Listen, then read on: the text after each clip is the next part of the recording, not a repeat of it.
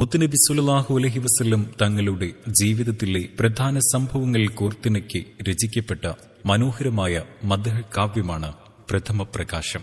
8 ഭാഗങ്ങളിലായി ചിട്ടപ്പെടുത്തിയ ഈ കാവ്യം ആലപിക്കുമ്പോൾ സന്തോഷത്തിന്റെയും സങ്കടത്തിന്റെയും അശ്രുകണങ്ങൾ പൊഴിച്ച് ഹബീബിന്റെ ജീവിതത്തോടൊപ്പം നാമും അറിയാതെ സഞ്ചരിക്കുന്നു.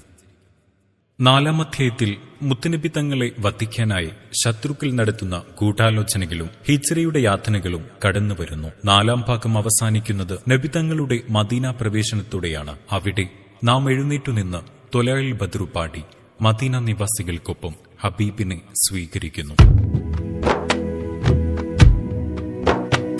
റസൂലുള്ളാന്റെ ദഅവത്ത് അറിഞ്ഞല്ലോ മദീനത്ത്, നടന്നു പിന്നെ ബൈഅത്ത്, ഇസ്ലാമിൻ ശുഹ്റത്ത്.